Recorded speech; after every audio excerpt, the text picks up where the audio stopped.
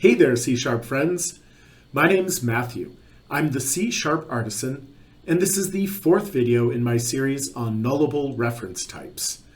In the earlier videos, we covered the preliminaries, but now it's time to actually enable nullable reference types and see all those glorious compiler warnings that it generates. And I've compiled my top 7 warnings list. We'll go through each one. We'll write a little code that causes the warning to happen. We'll talk about it, and then we'll see what we can do to address the warning and thereby make our code safer. The first thing we need to do is enable nullable reference types, and that's done with a project level setting. So I'll double click my project file, and there's the setting right there. We'll change it to enable, which is the default for new C# projects. Now that it's enabled, we can go through our top 7 list. Number 1, CS8602, dereference of a possibly null reference. So what does that look like? So let's say we have string s1 equals null, and then we do int I equals s1.length. Do you see int I? Do you see the little squiggly under s1? If we build this, we'll see the warning. CS8602, right there, dereference of a possibly null reference. And you can make it happen with an object as well. Polygon p1, should be a nullable polygon, equals null, and then I equals p1.sides. Squiggly line, and the same warning. So how do we address this? You've got a few different options. Kind of a classical way to do this is with your ternary operator, where you could say s1 is null,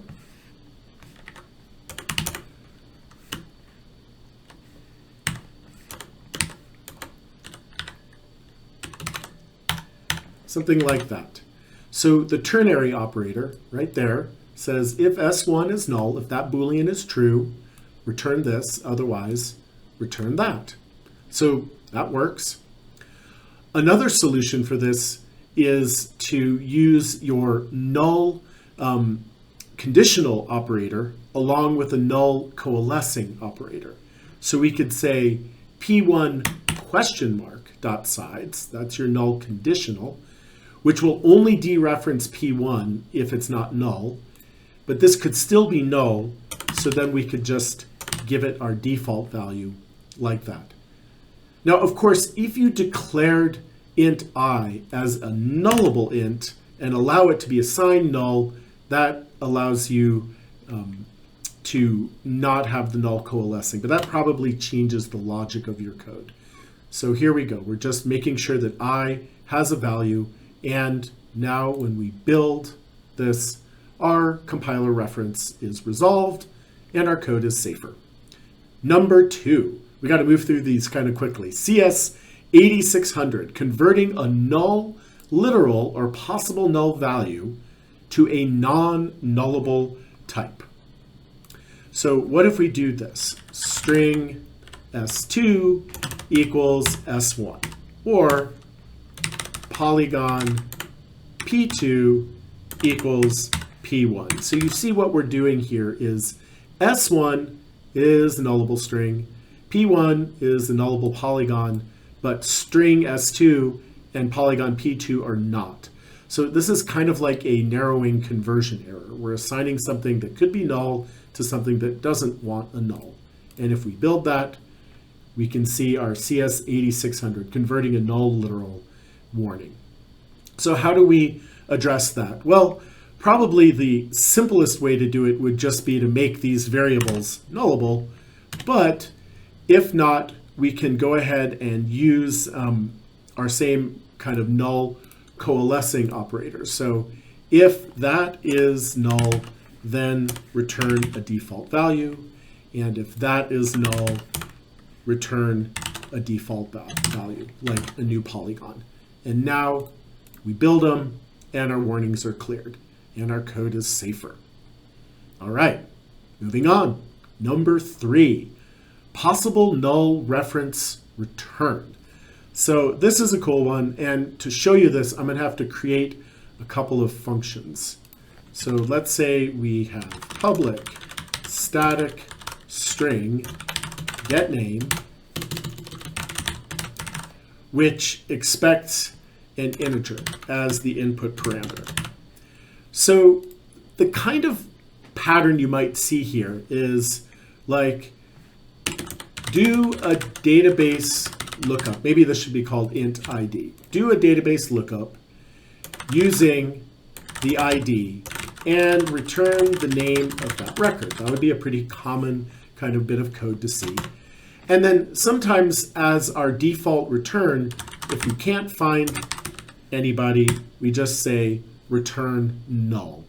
And here is the object kind of analog to that. We say public static polygon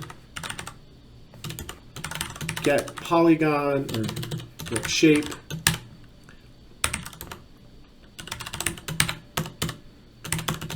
and we could say look in some list of polygons getting one that has that number of sides. And once again, we could have a default return value of null. So this is just a super common coding pattern where you've got functions that can return nulls. The problem here is there's a mismatch. The function is declared as never returning a null so that callers can assume it's kind of null safe in that way, and yet it is returning a null. So when we build this, we will get that CS8603 possible null reference return. So there's a couple of ways to fix this, but probably the best way to fix this is to actually provide a non-null return value. So one thing you could do is you could just say that returns string.empty as a default. That would work. Now for this one, you've got kind of a weird problem, which is, do you really want to return just like a default empty shape? I don't think so. I think this one returning null really makes sense. So maybe you fix this one by actually annotating the return value.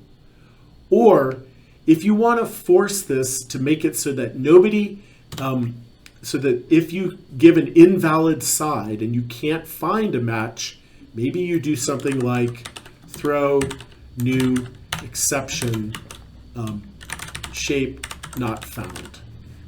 So either way, you have to think about the logic of your program. You have to think about who is calling this and make the right decision. In either of these cases now, we have eliminated the warning. Okay, next up is CS8604, possible null reference argument.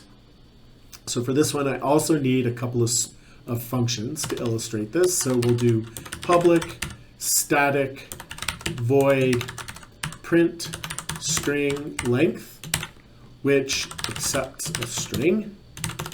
And let's say that it is implemented like this.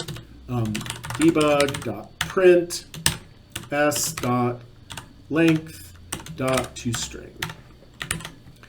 Or we could do something like this. Public static void print shape sides polygon p, and this one is debug.print p.sides toString, just like that. So if we build this, why are we not getting an error? Oh, right, because what I meant to do was have these marked that way. So with this particular error, or this particular warning, 8604, you would end up calling something like string maybe null, equals null, and then print print string length may be null. Actually, I think I got myself a little confused here.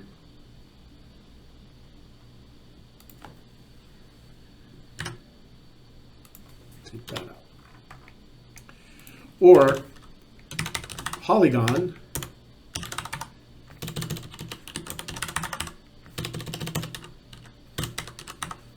poly null equals null, and then print shape sides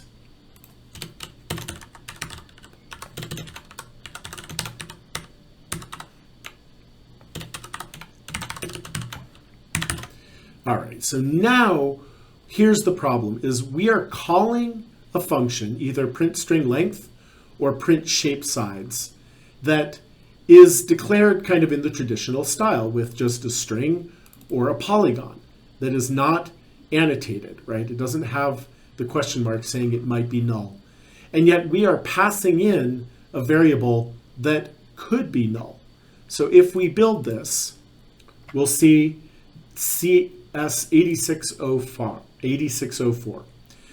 So the way you really want to fix this is not here in the calling code, though you might be tempted to do that. But my recommendation is you fix it at the source. Imagine, for example, that this function and this function are part of a NuGet package that you've written. So you really have no control over the code that people have written calling your code, or maybe it's just a library used within your organization. In either case, you can't guarantee that everybody out there is going to make this code safe. So what you need to do is, in this case, you really do need to modify the type of the input. You need to allow this one to accept nullable strings by annotating it, and by annotating this one. And again, you're not really changing the type. You're just adding the annotation. And then you have to make your code safe by doing something like if s is null, return. Or if p is null, return. So now what you've done is you've improved the method signature and made your function safe. And the thing that caused you to do it was noticing a warning upstream in the calling code. So if we build this solution, now it succeeds and we have cleared the 8604. All right, 3 more to go. 8618, non-nullable field or property is uninitialized. Oh, this is the juicy one. You're going to see this one all the time. So to illustrate this, we're going to create a new class. So class, my class. Let's make it public. And let's say we have public string name and public polygon shape. So now we have these two public properties, and you probably have tons of code that looks like this, because all of our data models, or sometimes they're called data transfer objects, DTOs, or POCO classes, all of our data models are written looking like this. And now suddenly we've got squiggly lines just because we turned on nullable reference types. And if we build it, we get this 8618. Oh, yes, it must contain a non-null value when exiting the constructor, which is another, let's see. Yep, that's right, 8618. Sometimes it's called non-nullable field or property is uninitialized. So what you're almost surely going to want to do is add property initializers. So, or you could, of course, mark it as it might be null, but that kind of changes the meaning. So we probably just need to, add our constructor like that. So now when we build this, it succeeds. So there is another way to do this using the required keyword.